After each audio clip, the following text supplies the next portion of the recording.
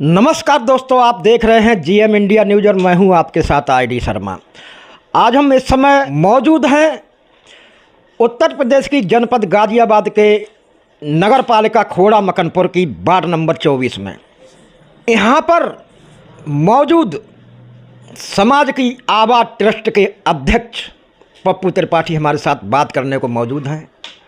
बहुत बहुत स्वागत है त्रिपाठी जी हमारे चैनल में। बहुत बहुत धन्यवाद जीएम न्यूज़ का और सभी दर्शकों को जो भी देख रहे हैं इस चैनल को, सभी का धन्यवाद, बहुत बहुत आभार। सबसे पहला सवाल हमारा त्रिपाठी जी आपसे है। आप एक संस्थान चला रहे हैं और बहुत बढ़िया, बहुत अच्छी सेवाएं दे रहे हैं जनता को अपने समाज की आबाद ट्रस्ट के माध्यम से। लोकसभा चुनाव का बिगुल फूंक चुका है, डेट निश्चित हो चुकी हैं, 7 चरणों में चुनाव होने को हैं। क्या कुछ कहना चाहेंगे? अगला प्रधानमंत्री किसको देखना चाहेंगे? देखिए शर्मा जी, बात यह है, लोकसभा चुनाव 26 तारीख को हमारे यहाँ का है, दूसरे चरण का जी। और उत्तर प्रदेश आज तक जितना भी विकास हुआ है उत्तर प्रदेश में, इसको उत्तर प्रदेश ना बोल के उत्तम प्रदेश बोला जाए तो बहुत बढ़िया होगा। और रही बात लोकसभा चुनाव की, अब की 400 से पार सीटें बीजेपी की आएंगी, क्योंकि भारतीय जनता पार्टी ने वो काम करके दिखाया है जो आज तक भारतवर्ष में किसी ने नहीं करके दिखाया है। बहुत बढ़िया बात है, 400 पार भाजपा के पास 400 सीटें आएंगी, बहुत अच्छी बात है और आना भी चाहिए क्योंकि इनके कार्य अच्छे हैं। अब हम बात करेंगे उत्तर प्रदेश की ही। अभी फ़िलहाल में ही शायद चौथा दिन है आज, 2 मासूमों का, नाबालिगों का, एक 14 वर्षीय नाबालिग, एक शायद 6 से 8 वर्ष के बीच का बच्चा है, इनका मर्डर हुआ है। क्या कुछ कहना चाहेंगे इस संबंध में? वास्तविक शर्मा जी बहुत दुख का विषय है और जिस दिन ये खबर हमें लगी बहुत मन एकदम विचलित हो गया और आंखों से आंसू आ गए ऐसी खबर सुनकर के। लेकिन आज मुझे बहुत ही दुख के साथ ये बात कहना पड़ रहा है कि हमारी राजनीतिक जितनी भी पार्टियां हैं जी, और जो विपक्ष में हैं, खास तौर से विपक्ष में, विपक्ष के किसी नेता ने शोक प्रकट नहीं किया 2 बच्चों की मृत्यु पर।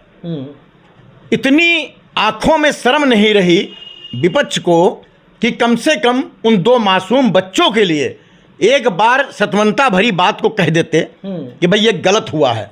मैंने जितना भी बयान सुना विपक्ष का, वो ये सुना कि एनकाउंटर गलत कर दिया, एनकाउंटर गलत कर दिया। मैं धन्यवाद करना चाहूँगा वहाँ की पुलिस का कि जिन्होंने तुरंत आधे घंटे के अंदर जो है उनका एनकाउंटर करके ये दिखा दिया कि अपराधी चाहे कितना बड़ा हो वो पुलिस से बचेगा नहीं। ये कहते हैं उत्तर प्रदेश सरकार। उन बच्चों की माँ, जिन बच्चों के साथ ये ऐसा हादसा हुआ, जिन बच्चों का जो मृतक बच्चे हैं, उनकी माँ आज अपना न्याय मांग रही हैं प्रशासन से। साथ ही जो वो जावेद नामक है, क्या है, उसको भी वो मांग रही हैं कि भाई जो हसर इसका हुआ भाई हसर उसका होना चाहिए। इस संबंध में क्या कुछ कहना चाहेंगे? देखिए, जैसा मैंने सुना है कि जो भी उन्होंने जो किया है, जो भी जावेद था या जो भी थे, बहुत गलत किया है और इससे एक मानवता शर्मासार हुई है। कोई भी किसी पे विश्वास नहीं करेगा। अगर हमारे पास कोई पड़ोसी हमारा आता है तो मैं यही चाहता हूँ बैठे, एक कप चाय बनाता हूँ, चाय पिए। उनके घर वो आदमी गया और जाकर के 5,000 रुपये की डिमांड करी। उसने अपने पति से पूछा कि 5,000 रुपये देने, उन्होंने तुरंत कह दिया कि वे पड़ोसी है, पड़ोसी की सहायता करनी चाहिए। उन्होंने 5,000 रुपये देने के लिए हाँ कर दिया और बोली भैया बैठिए और एक कप चाय पी के तब जाइए। कितनी सुंदर सी बात है। और उस व्यक्ति की आंखों में शर्म नहीं आई कि चाय पीने के लिए बैठा और उसके बच्चे का मर्डर कर दिया, दूसरे बच्चे का भी मर्डर कर दिया, तीसरा भी।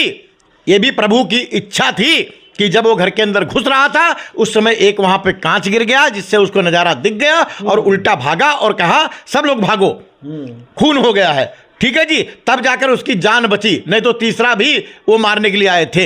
ऐसे व्यक्ति, बताइए, इससे मानवता शर्मासार हो रही है। कोई किसी विश्वास नहीं करेगा। ऐसे व्यक्ति को कड़ी से कड़ी सजा मिलनी चाहिए। जो एक बच्चा, तो कहता हूं उसको भी उसी तरीके से टपका देना चाहिए जिस तरीके से उस बच्चे को मारा है। पप्पू भैया, ये बहुत वाकई शर्मनाक मतलब बात है, जो ऐसा हादसा हुआ ऐसा नहीं होना चाहिए। लेकिन इस हादसे को लेकर के एक बहुत बड़ा राज है पीछे का, जो हमने सुना है कि इसके बच्चे नहीं जीते थे और अपने बच्चों को जिंदा करने के लिए, अपने बच्चों को जीवित रखने के लिए कि इसने दूसरों का बच्चों का जो मर्डर किया, इसके पीछे एक किसी तांत्रिक का हाथ है। तो ये पुलिस छानबीन करके उसको क्यों नहीं ढूंढ रही है? देखिए, जो मैंने सुना है, आप सही कह रहे हैं, ऐसा मैंने भी सुना है, लेकिन इसका मतलब ये तो नहीं होता किसी के बच्चों को मार दोगे और फिर वही घर क्यों टारगेट हुआ? और भी बहुत सारे घर वहां पे मौजूद थे और घरों में भी ये काम हो सकता था, एक वही घर। इससे मुझे लगता है कोई साजिश है उसके पीछे और उस साजिश का पर्दाफाश होना चाहिए। ये मैं प्रशासन से दरखास्त करना चाहूंगा, निवेदन करना चाहूंगा। लास्ट होली पर्व है, होली पर्व पर हमारे चैनल के माध्यम से आप अपने समाज की आवाज़ ट्रस्ट के माध्यम से जनता को क्या संदेश देना चाहेंगे? आपके चैनल के माध्यम से बताना चाहूँगा, 140 करोड़ जनता हमारी भारतवर्ष की है और हमारी खोड़ा कॉलोनी में 10 लाख आबादी है। मैं सभी को होली की हार्दिक बधाई और शुभकामनाएं दूंगा। और जैसे होली के रंग हरे, नीले, पीले सभी मिलकर के एक रंग बनता है और उसको हम लोग बड़े उत्साह के साथ होली मनाते हैं, कोई भेदभाव नहीं रखते हैं।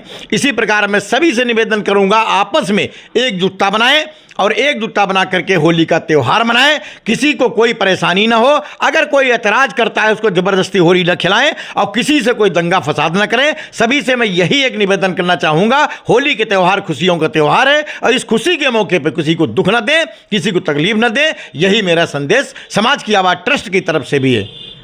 तो ये हैं पप्पू त्रिपाठी जी, समाज की आवाज़ के ट्रस्ट के अध्यक्ष हैं और इनकी समाज हित में ये सदैव तत्पर रहते। इनका जो अभी बीते दिनों जो हादसा हुआ डिस्ट्रिक्ट बदायूं में, जो नाबालिगों के साथ जो हादसा हुआ, जो इनका मर्डर हुआ, इन्होंने बहुत बड़ा उस पर रोष प्रकट किया है और समाज की आवाज़ ट्रस्ट हर संभव ऐसे जो भी मामले होते हैं इनके लिए, इन पर कार्रवाई कराने के सदैव तत्पर रहता है।